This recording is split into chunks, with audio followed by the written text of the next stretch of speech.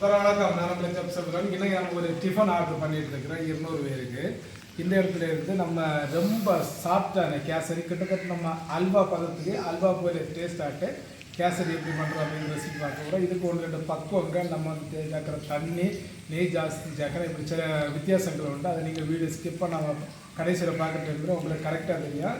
நான் ஏன் இதை அழுத்தி பேசுகிறேன் அப்படிங்கன்னா, நம்ம ஏற்கனவே ஒரு 7 சைஸில் நம்ம கேசரி வந்து கல்யாண நாட்டு ஸ்டைலேருந்து அது ஒன்று பால்கோவா கேசரியிலேருந்து, பால் கேசரியிலேருந்து, பைனாப்பிள் கேசரி, ஃப்ரூட் கேசரி, அப்படி எல்லாமே வந்து வித்தியாசமாக நான் ஏற்கனவே அப்லோட் பண்ணியிருக்கிறேன். இதுவும் உங்களுக்கு ஒரு புதிய அனுபவத்தை கொடுக்கும். டேஸ்ட்டு ரொம்ப வித்தியாசமாக இருக்கும். ஸ்டோர் பண்ணி வச்சுட்டு கூட உங்களுக்கு சாப்பிட்டுக்கலாம். அப்போ ஒன்றுலேருந்து நிறைய வெரைட்டிஸ் இருக்குது.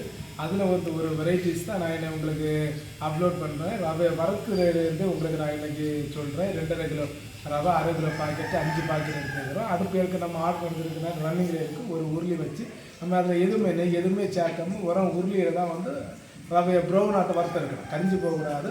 அப்படிங்கிற டைமில் என்னென்னா ரொம்ப கவனமாக ஒரு 10 நிமிஷம் ஆகும். இந்த 10 நிமிஷமும் நம்ம கைவிடாமல் கிண்டிக்கிட்டே இருக்கணும். நல்ல ப்ரௌன் ஆனோன்னா ரவையை எடுத்து வச்சுக்கிட்டு தான் நம்ம வந்து அதுக்கப்புறம் கேசரி செய்ய போகிறோம். இப்போ கரெக்டாக வந்து அடுப்பு ரன்னிங்கில் இருக்கிறதுனால அதுக்கு தகுந்த ஒரு உருளி அப்படியே வச்சுக்கலாம். உருளி சூடான உடனே ரவையை தட்டணும். உருளி ரொம்ப ஓவராக சூடாகிடக்கூடாது. தீயை பாருங்கள், ரொம்ப மீடியமாக தான் வச்சுருக்கோம். உருளி சூடாகிட்டு நம்ம இப்போ ரவையை சேர்க்குறோம். மொத்தம் 5 பாக்கெட், 1/2 கிலோ பாக்கெட்டு, 2, 4, 5.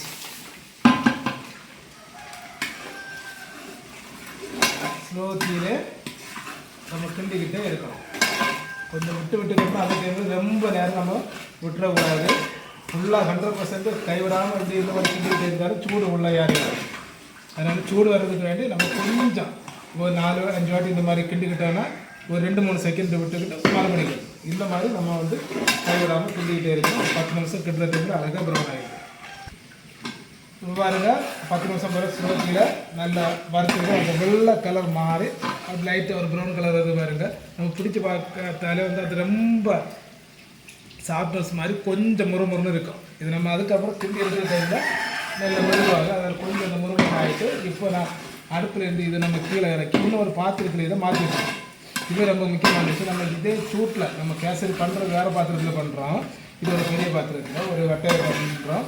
அதே டைமில் நம்ம இந்த சூடோடு அப்படி வச்சுக்கிட்டோம்னாச்சுன்னா இந்த உருளி வந்து ரொம்ப சூடாக இருக்கும். அப்போ அடியில் உள்ள அந்த ரவை எல்லாமே கரிஞ்சிடும். அதனால் என்னென்னு நம்ம எப்போவுமே வறுத்து எடுக்கிற பொருளை உடனே வேறு பாத்திரத்தை மாற்றிக்கணும். இது ரொம்ப ரொம்ப முக்கியமான விஷயம். இப்போ அடுப்பில் இருந்து கீழே இருக்கிறோம்.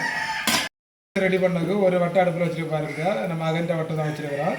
மொத்தம் நம்ம இந்த 2.5 கிலோவுக்கும் 1 கிலோவுக்கு 200 மில்லி தான் 1/2 லிட்டர் நெய் எடுத்துருக்கிறோம். இது பாருங்க வந்து 1 லிட்டர் நெய். இதில் நம்ம கொஞ்சம் ஏற்கனவே யூஸ் பண்ணிடுறோம். இதை வந்து 1/2 லிட்டர் ஆரம்பத்தில் தாளிக்கிற டைமில் சேர்க்குறோம். அப்புறம் கேசரி கிண்டுற டைமில் 2 வாட்டி, டோட்டல் 3 வாட்டியாட்டு அப்படியே சேர்க்குறோம்.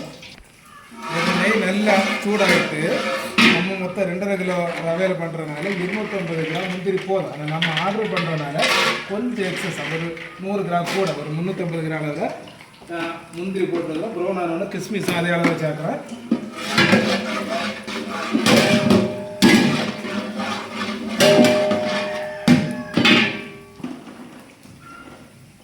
ப்ரௌன் கலர் ஆகிட்டு பாருங்க. கிஸ்மிஸும் அதே அளவில் சேர்த்துக்கலாம்.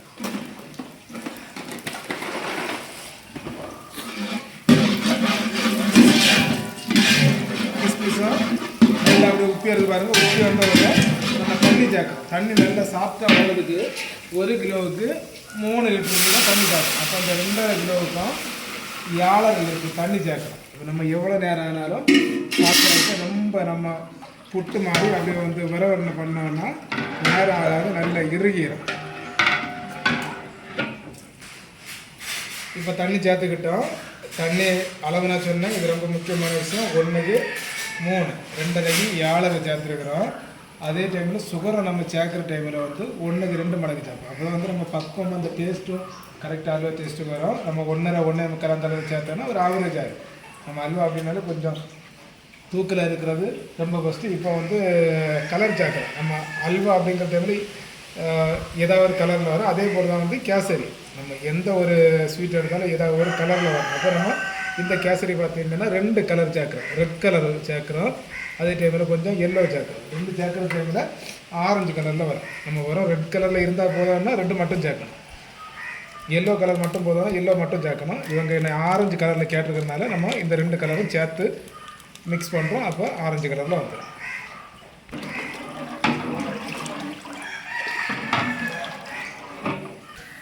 சுரசுரன்னு பொடிச்ச ஏலக்காய் பொடி 50 கிராம் சேர்க்குறோம். ஏன்னு பார்த்தீங்கன்னா தீயை கொஞ்சம் ஜாஸ்தி பண்ணி வச்சுக்கிறோம். அப்போ கொஞ்சம் சீக்கிரம் கொதித்து வர டைமில் சுகர் சேர்க்கணும். சுகரும் 1க்கு 2 கணக்கு பண்ணி சொல்லியிருக்கிறேன். அந்த டேஸ்ட்டு தூக்கலாக இருக்கிறது வேண்டி அப்போ 2.5 5 கிலோ சுகர் சேர்க்கணும். மறுபடியும் கொதிச்சு வந்ததுக்கப்புறம் தீயை வந்து மறுபடியும் ஸ்லோ ஆக்கிடுவோம். நம்ம ரவையை கொஞ்சம் கொஞ்சமாக கொட்டி கிண்டி விடணும், கை விடாமல் கிண்டி விடுற டைமில் 2 வாட்டி இடையில நெய் சேர்த்துக்கணும். மொத்தம் 6 கிலோ நெய்யை நம்ம 3 ஸ்டெப் பார்த்து சேர்க்குறோம். பக்குவம் வந்து நீங்கள் கடைசியில் பார்க்குற டைமில் தெரியும். நம்ம ரொம்ப கட்டியாக முன்னாடி இறக்கி வச்சு அதுக்கப்புறமா கொஞ்சம் கட்டியாக்கணும். அப்போ தான் வந்து ரொம்ப சாஃப்டாக இருக்கும். அப்படியே கொதிக்கிறது ஸ்டார்ட் பண்ணுற பாருங்க, இன்னும் 100% கொதிச்சு வரதில்லை. அப்படியே கொதிக்கிறது ஆரம்பிச்சுட்டு இந்த டைமில் சுகர் சேர்த்துக்கலாம். சுகர் சேர்த்துக்கிட்டால் ஒரு 2 நிமிஷம் போல் நல்லா கிண்டி விடணும். சுகர் நம்ம சேர்த்துக்கிட்டு கிண்டி விடாமல் இருந்தாலும் அடி பிடிக்கும். இது ரொம்ப ரொம்ப முக்கியமான விஷயம். நீங்கள் டவுட் இருந்தால் செக் பண்ணி கூட பார்த்துக்கலாம். சுகர் போட்டுக்கிட்டு அது கரையிறது வரையிலும் கிண்டி விடணும்.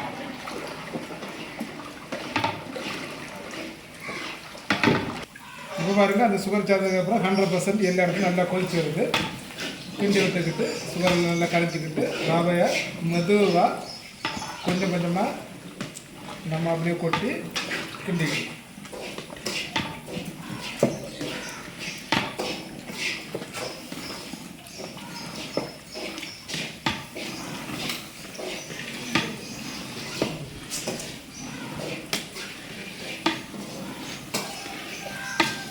இந்த மாதிரி கிராஜுவலாக கொட்டிக்கிட்டு கிண்டிக்கிட்டே இருக்கணும். இந்த ரவை கொட்டியாச்சு பாருங்கள், இந்த அளவு லூஸாக இருக்குது. இன்னும் ஒரு 2-3 நிமிஷத்தில் இது பாதி திக்கான உடனே அடுப்புலேருந்து இறக்கணும். அப்போ தான் நமக்கு அந்த பக்குவம் கரெக்டாக வரும். இப்போ 2வது வாட்டியாட்டு நெய்யை சேர்த்துக்கலாம்.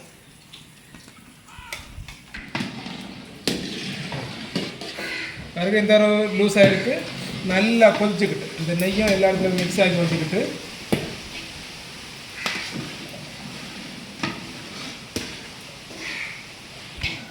இப்போ பாருங்கள், ரொம்ப லூஸாக இருந்தது மாறி ஒரு 50% பக்கத்தில் திக்காயிடும்.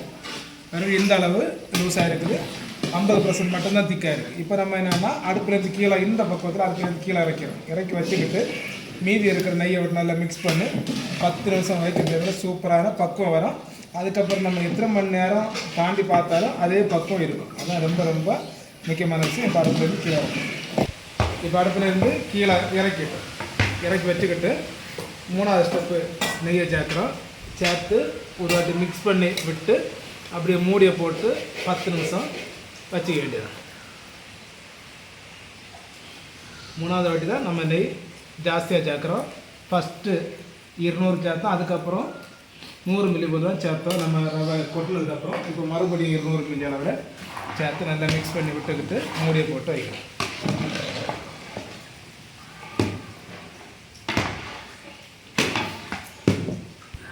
இந்த பாருங்க 10 நிமிஷம் ஆகிட்டு அழகாக இறுகி வருது. இந்த நெய் எல்லாம் எல்லா சைடில் மாதிரி இருக்கு பாருங்கள். நம்ம பாத்திரத்தில் எல்லா சைடும் காட்டி பாருங்கள். ஒரு சைட்லேருந்து இந்த மாதிரி ஒட்டி நம்ம வைக்கிற டைம் இது இலகி வருது பாருங்கள். இந்த பக்கம் கடைசி வரை இருக்கும். இன்னும் ஒரு 1/2 மணி நேரம் ஆகும்போது கொஞ்சம் கூட டைட்டாக இருக்கும். இப்போ கரெக்டாக கொஞ்சம் கூட ஒரு 10% கூட டைட்டாக இருக்கும். இப்போ நல்ல சூடாக இருக்குது பாருங்கள். 10 நிமிஷத்துக்கு ரொம்ப ஆகலை. இந்த சூடில் இப்போ ஓரளவு பக்கம் வந்து இன்னும் கொஞ்சம் கூட ஆகிறதுக்கு உங்களுக்கு 100% பக்கம் வந்து இதே மாதிரி தான் நீங்கள் வந்து 50%லே இறக்கி வச்சு இந்த மாதிரி ப்ரொசீஜர் நீங்கள் ஃபாலோ பண்ணாதான் அல்வா மாதிரி டேஸ்ட்டும் சூப்பராக இருக்கும், பக்குவம் கரெக்டாக இருக்கும். இப்போ உங்களுக்கு இந்த டைமில் கொஞ்சமாக எடுத்து டேஸ்ட்டு பார்த்து சொல்கிறேன். அந்த ஸ்பாட்டுக்கு நம்ம ஆர்டர் பண்ணுறவங்க 1/2 hour தாண்டி தான் இருக்கும். கொஞ்சம் டேஸ்ட் பார்த்து சொல்கிறேன்.